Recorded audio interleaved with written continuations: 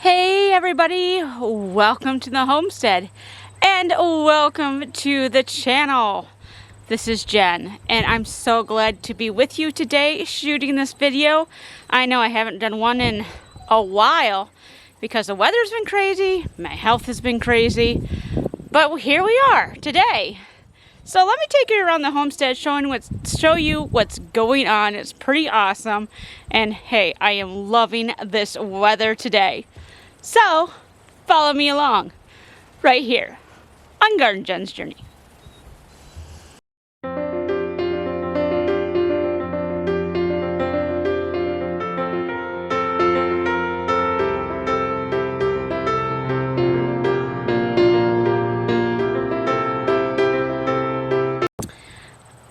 Alright, so some exciting things to share with you. I have this nice new hat that I had made by a local graphic design artist. It's really cool. Let me show you the shirt that they designed for me. So this is the graphic that they designed for me, for my logos, for my wearables, and if I want to, I can put this on the banner or whatever. But they did a great job. This was done by Dustin at 181 Designs. He's a local small business graphic design artist and he does amazing work. So I'm so thankful for this design he came up with, because I kind of told him, hey, you know, I'm looking for a gardening theme, you know, kind of homesteading thing. And this is what he came up with. And you can see there's a lot going on here. I mean, we got this cute little tractor plowing the field back here. Got these guys harvesting fruit. There's a bird here. We got carrots. I mean, there is a lot going on here. And, you know, I don't always use a tractor and I don't plow or things like that. But, you know, the whole idea of this is just beautiful. So yeah, so a big shout out to Dustin at 181 Designs. You can find them on Facebook. He has a page there. And I'll try to post a link in the description box below if you're interested in getting him to design you something, or even to print some graphics, whether it's on wearables, whether you need a car wrap, magnets, doors, you know, door magnets or something like that. Again, awesome work. Right now we're by our dog pen. I'm working in the garden next to the dog pen. And so you'll probably hear my dog. She's in the dog house right now. And she's just having a bad whiny day. So if you hear her whining, she's completely fine. She's just having a moment. But then Autumn here. Yes, Autumn is overweight. But yeah, she's one of those fat, lazy dogs. When it's time to work, she works. Otherwise, she just likes to lay and be lazy, and so she doesn't work off the calories she consumes. But she's perfectly content being a fat, lazy dog. How many of us people can relate to just wanting to lounge around, do nothing? But that's not going to get gardening work done, is it? No. So here we are. We are in the garden. This here is where my roses used to be. If you've watched my videos for, you know, quite a few years, you know that this whole area right here was basically where I started with my rose garden and things like that. And then I had a friend donate me quite a few roses last year. And so we planted them by the large garden on the other side of the property. And this past couple weeks, I moved the rest of the roses that were my original roses from this bed here, and then the ones that were right there, we moved them over so all the roses are together. Now we do have this kind of like wild rose here, and there's a couple of spots in here that there's one there, there's one there, there's one there. These are the roses I hate, because they're the ones that they're like daylilies. Once you plant them in the ground, you're not going to get rid of them. And it's, and half the time they don't give you flowers either. So it's that irritating rose that, you know, it grows into a beautiful bush and that's about it. And, you know, sometimes you do get flowers. But yeah, trying to get rid of it has been the bane of my existence, as well as the elderberries that are starting to spread when they're not supposed to. Trying to pull the elderberries out has been difficult because once they get established, they have a long, deep root system. So trying to pull that out is, you know, but it is what it is. But what we've done here today, I haven't had the video out to show you because it was cold, nasty, and not good video weather. But what you're seeing is where I started planting my garlic. I didn't have a place to plant it last year, so we didn't grow garlic last year. And the year before that, when I grew the garlic, something got into it and I didn't have good garlic. High flash. But this year, we bought a whole bunch of seed garlic from a local organic garlic grower. That was so awesome to find a local grower of organic garlic that we can support local people. I mean, you know, if you're buying your garlic from like Baker Creek or M.I. Gardner or something like that, a reputable company, go for it. You know, support those guys too. They started small. But if you can find somebody that is very local to you, it is awesome to try to support your local businesses. And also, if that garlic is grown locally to your area, it's going to do better in your area because it's already growing in kind of your climate. So just a thought there, you know, when you're getting your seed garlic. So what we've done is I've done 3 rows that I've planted. I've already planted it and covered it with the dirt. And then I'm going to cover it with the mulch. That way it is protected from the freezes. We've already had a couple interesting frosts. Not quite a freeze, but very, very close. So yeah, so I'm going to have to cover this bed. Now the rest of my garden's looking kind of crappy. I mean, I haven't had the best health to come out here and take care of it. You know, it is what it is. And it is fall, so stuff is dying. And, you know, it doesn't look the most wonderful. But I'll take you along just to show you what's going on a little bit. So these are the blackberries. Aren't they looking gorgeous? These were just seedlings the beginning of the year. I mean, just tiny, tiny, tiny plants. So they've grown quite a bit and they're very, very healthy. So I'm excited to see the blackberries they'll put out next year. And then these are our fall gold raspberries. And you can see we actually have some on there. Isn't that beautiful? They're not quite there yet, almost, because they'll turn a beautiful gold. So these guys are first year plants. They were actually smaller than this guy right here, you know, when you buy those little plants in those little boxes. But you can see they're very, very healthy because they have actually produced fruit. A little late. I've heard other people harvested their raspberries about 2 or 3 weeks ago. These varieties, the ones that ripen in the fall. But hey, I'm getting raspberries. So obviously, they're happy here. So I'm very, very thankful. This is our other raspberry bed, and then we have one more over.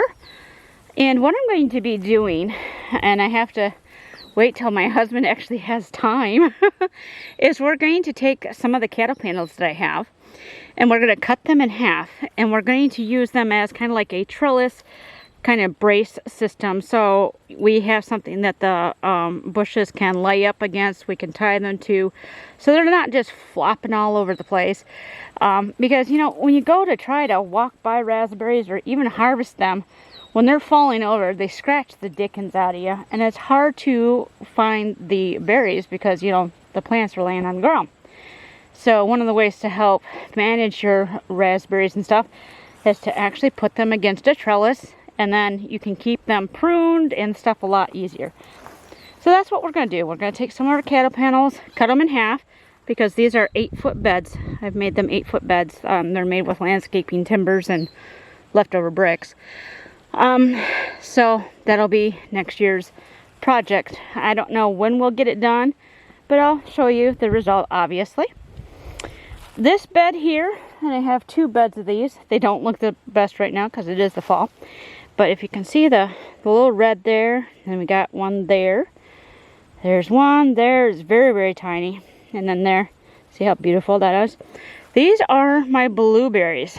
And I've been told, like this one is like the biggest one this year. I've been told that blueberries, the first year, they don't grow a lot. They're kind of like grapes. During the first year, they don't do a lot of growth above ground because they're getting the roots established. It's the second year that you actually start seeing growth.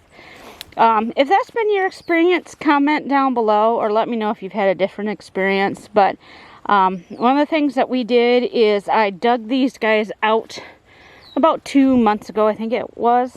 I lose track of time.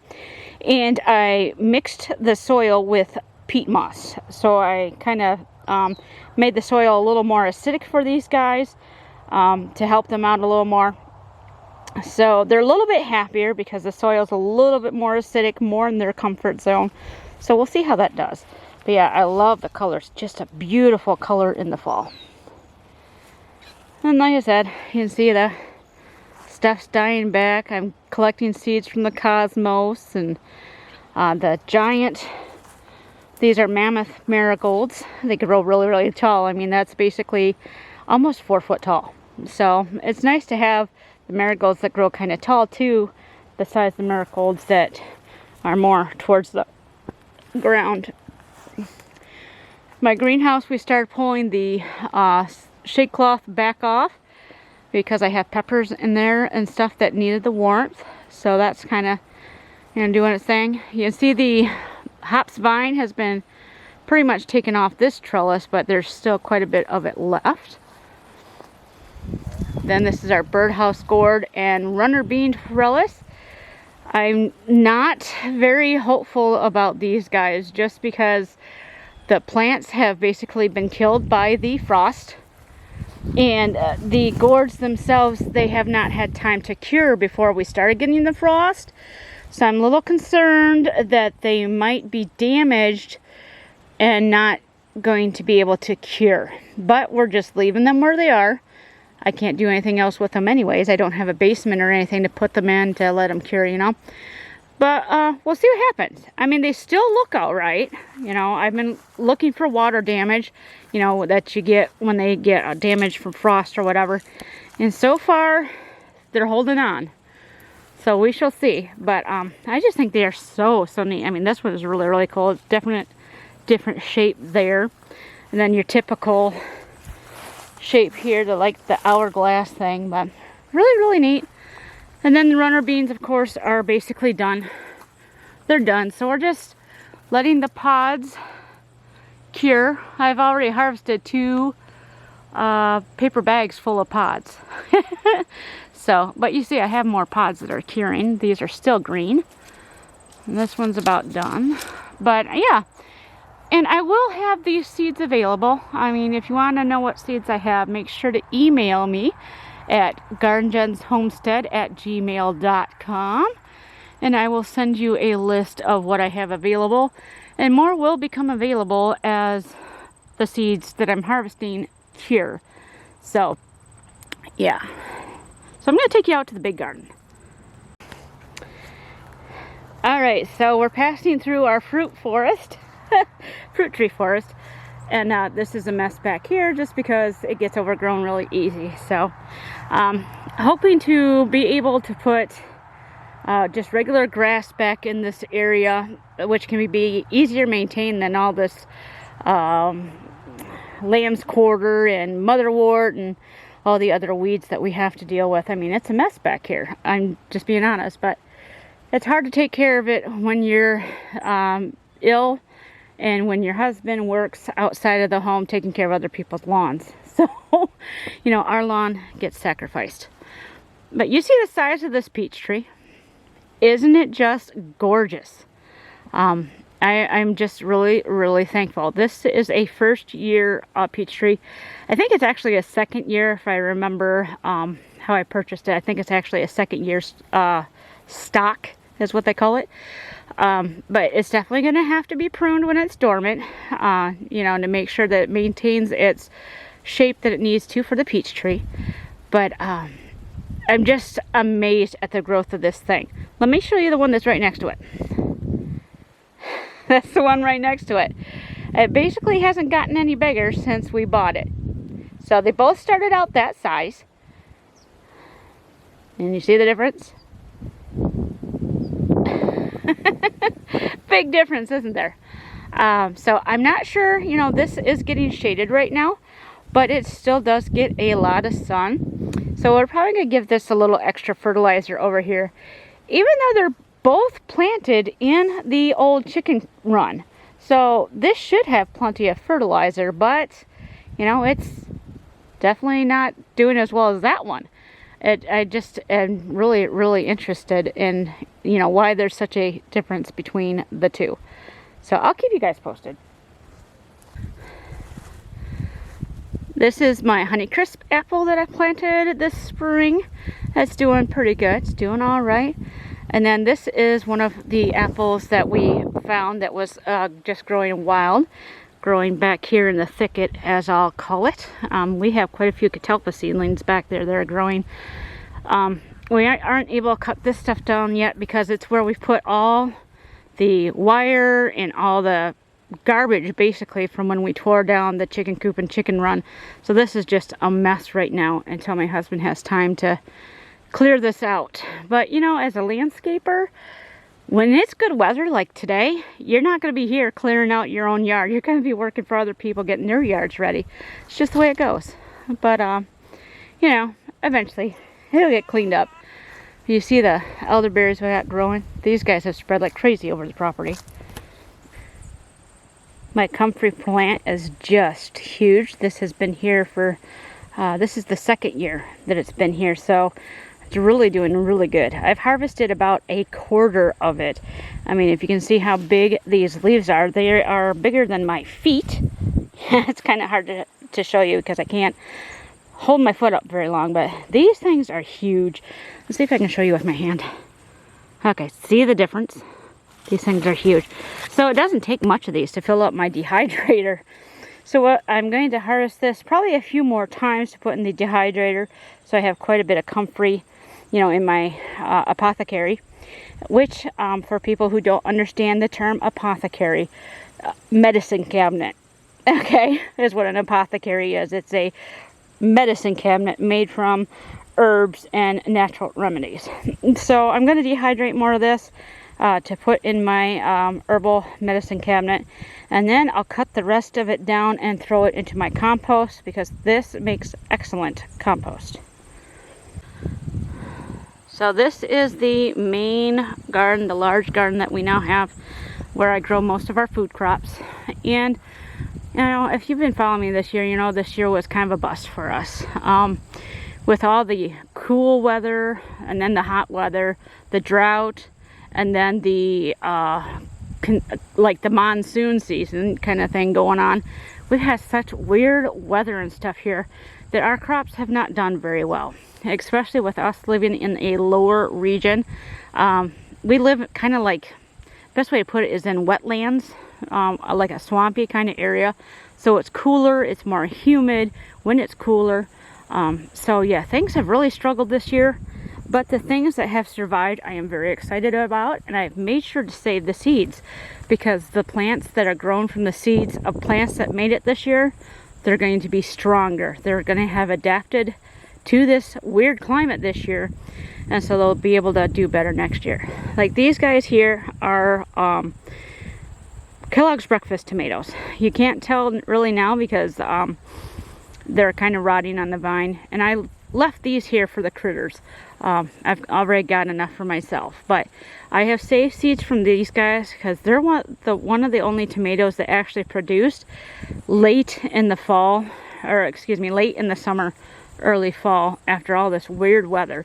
So I made sure to save seeds from these guys, because out of the rest of the tomatoes, I did have a few cherries that grew and one Roma, but really it was the Kellogg's breakfast tomato that actually survived the year. So yeah, I saved those seeds. And then these guys are supposed to be my Mongolian giants, and compared to what they've grown in years past, I mean, I've had them grow 12 to 13 feet tall. These guys are only about 7 to 8 feet tall. So you know, the weather has kind of stunted my sunflowers as well, but you know, they've still got some decent sized heads on them, and so I've kind of left them, you know, because we've got bird feed here, so you know, they're here for the birds. I will collect some of the some of the seeds, you know, so I can grow some more next year. But yeah, there's a lot of food here for the birds. I've moved my herbs a little bit over here, so I'm trying not to trip over all the grass I got growing up. Alright, so I apologize for the wind noise we might get now because the wind really started to pick up.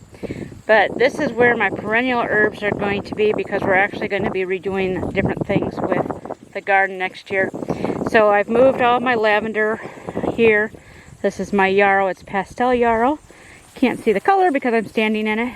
This is a beautiful pink, and as it darkens when the seeds form, it kind of goes almost purpley. It's really pretty. This is my pineapple sage. If you can see the beautiful colors, it's a variegated yellow and green. Really, really pretty. So I haven't figured out where I'm going to move that to yet. I kind of like it right there. I just, but you know, if you're trying to bring a wheelbarrow or something through, you're going to run right over it. So I'm going to move it eventually once I figure out where I'm putting it at. Because I like to put my sages at the end of rows to kind of be a row marker. And also, you know, sage is so strong, it helps repel some of the pests you deal with in the garden. But yeah, you have to figure out where to move it at. This is my tiny man. We thought he had gotten eaten by a coyote because he was missing for 4 weeks. 4 long weeks. And then, in a miracle, one day he showed up at our door again. He had gotten his collar. He used to wear a collar. All of our outside cats had collars. That way people would know they're not strays. But somehow his collar got wrapped around his leg. And he had a lot of damage here and on his leg from where his collar got caught. And he must have been caught on something with his collar, you know. And I thought I had a breakaway collar on him, but apparently not. So... but yeah, he's not wearing a collar anymore because we don't want him getting strangled or caught up on anything. But he is a walking miracle. And he loves Uber rides. I want to get him one of those backpacks. Yeah, it's being a little feisty right now. But I want to get him one of those backpacks that people used to carry cats in. Because I kid you not, he loves to be picked up and carried. He's like a big old baby. And that's what he's asking for right now, is to be picked up and carried. But I can't carry him and hold the camera at the same time. So, yeah, I told him, I said, well, since you're back, maybe I will get that backpack to carry you around so he can hang out in the garden. So if you hear me say ouch, it's because he's clawing on me, trying to get a ride. Tiny, let go. And he's very persistent. Alright, so this is where I have my kale and stuff. It didn't do very good this year. It's just not. Alright, so Tiny got picked up so he can have his Uber ride. Can't have him clawing the back of my leg. That's very painful. Alright, so this is where I have my lemon bee balm growing, my celery. This is the first time in the 6 years I've tried growing celery. It actually grew. I mean, some of the stalks are kind of thin, but it's amazing. It tastes wonderful. It's wonderful celery. So I kind of have an idea on how to grow it now. So I'll definitely grow this next year. But we're going to turn our beds the other way. I'm going to do more herbs and less vegetables next year. Just because my family doesn't like to eat a lot of vegetables that I can grow here in the garden. So I'm not going to waste my time growing stuff that my family doesn't eat, you know. So I'll be putting more effort into growing herbs, medicinal herbs, culinary herbs, things like that. This spot will be potatoes, because my family loves potatoes. And it's already got potatoes planted in it. Yeah, it's just a big mess right now, but it's a great potato patch, so that's what we're going to do. So I've been very surprised that these little tiny cayenne pepper plants have produced a ton of cayenne peppers. I mean, there's even more peppers on here, you know, and it's just amazing because these are tiny, pathetic little plants. But they have produced quite a bit. So I've definitely saved the seeds from these guys because they've been prolific producers. I'm just excited. And then right next to them is my corn. This is the Bloody Butcher corn. And I have gotten a couple ears already that have, you know, ripened and cured enough. I've been keeping an eye on them, waiting for them to cure. And these guys are about, almost a month behind if you compare this with the field corn of the farmers. The field corn from the farmers is already brown. The ears are turning upside down.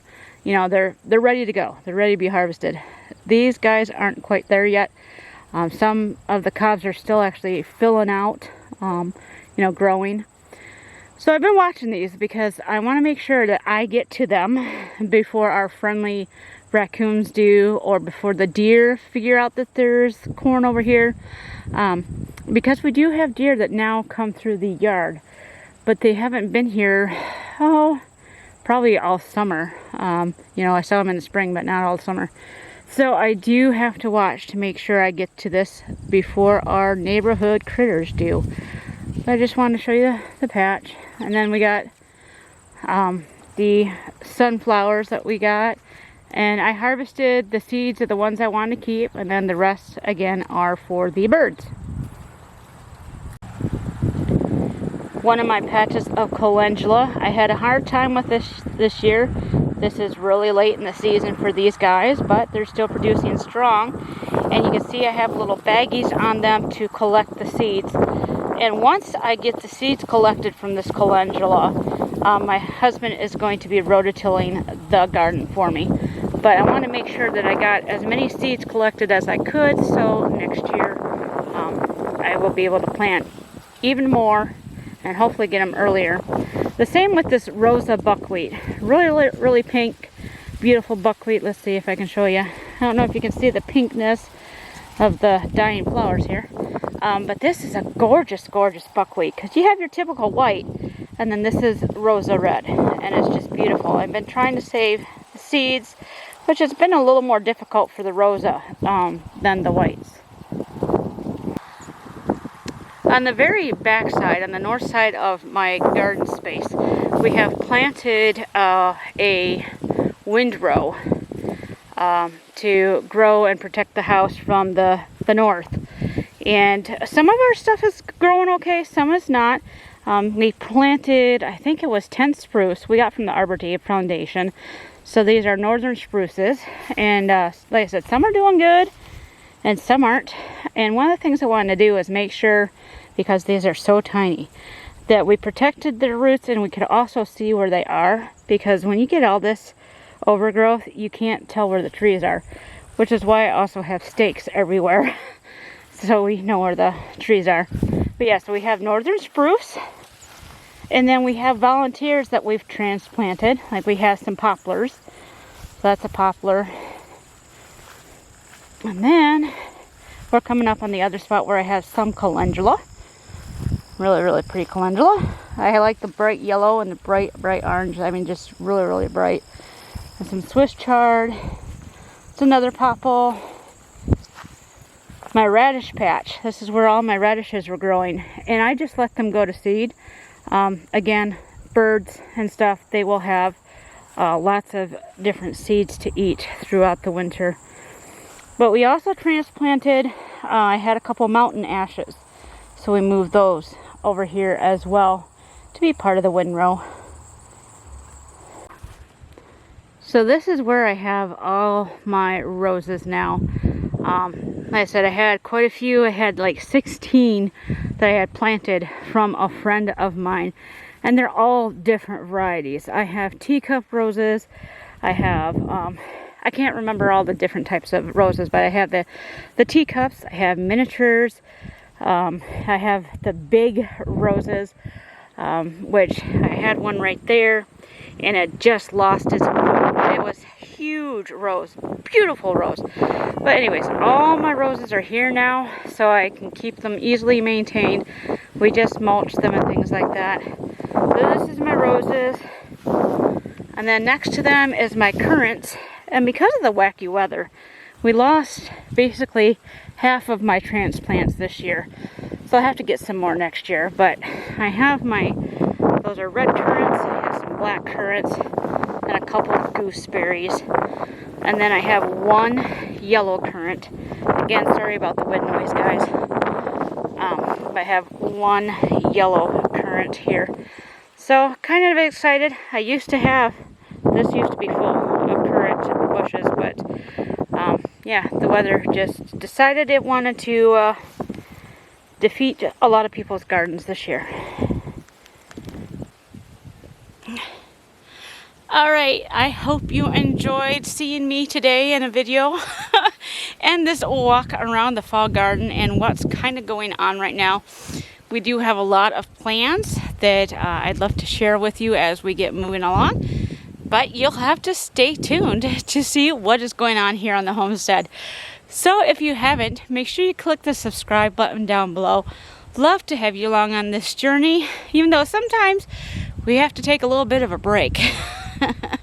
Anyways, guys, I just thank you so much for being a part of this journey with me today. And I hope wherever you are, you're wonderfully blessed. So until next time, bye-bye.